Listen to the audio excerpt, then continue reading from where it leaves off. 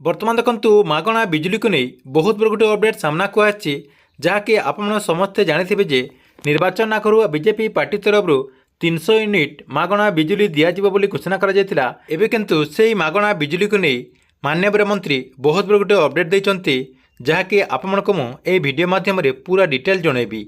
सेतिपाई वीडियोटी को शेष पर्यंत देखंतु। ता पूर्व वीडियो को गोटे लाइक कर दियंतु एवं जो मैंने चैनल को नुआ आसथिबे चैनल को सब्सक्राइब करके पाखर थिबा बेल आइकन को क्लिक करके ऑल नोटिफिकेशन ऑन कर दियंतु।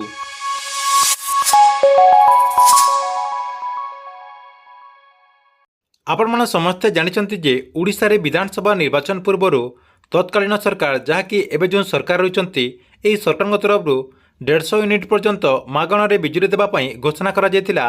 अन्यपटरे केन्द्रर जो योजना रही प्रधानमंत्री सूर्यघर योजना यह सूर्यघर योजना अधीन घरर छात उपरे सोलार प्रकल्प स्थापन करथिबा घरगुड़ी जहाँकि 300 यूनिट पर्यंत बिजुली छाड़ करने भाजपा सरकार तरफ जहाँकि घोषणा करा जायतिला। जहाकु नहीं एने माननीय विभागीय मंत्री ता सहित उपमुख्यमंत्री कनक वर्धन सिंहदेव आज बहुत बड़ा गोटे सूचना देइचंती।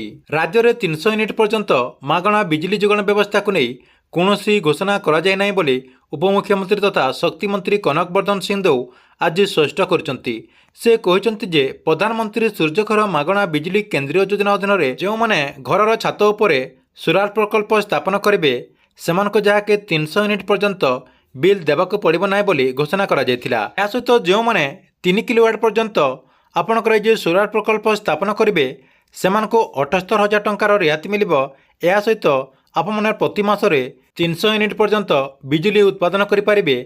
या सहित समस्त उपभोक्ता माने जहाँकि लाभवान हो पारे बोली माननीय मंत्री सूचना देइचंती। या सहित बरगढ़ जिले में मागणा बिजुली शक्ति जोगाण आधार में उपभोक्तांकर जो बिजुली मीटर रही से बिजुली मीटर बाहर कर देथिबार जनापड़ी बोली मंत्री कहते। तेबे एपरि मिथ्या प्रचार को विश्वास न करने को से परामर्श मध्य देइचंती।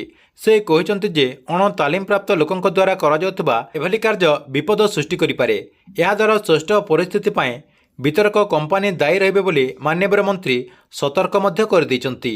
ठीक अछि एतिला मागणा बिजुली को नहीं बहुत बड़ गोटे अपडेट। आपमनक वीडियो केमती लागिला कमेंट बॉक्स रे निश्चय गोटे कमेंट करेंगे एवं गवर्नमेंट जेकोसी नुआ योजनार अपडेट आपने सर्वप्रथम देखा चाहते यही चैनल टी को आप रेगुलर देखुंतु।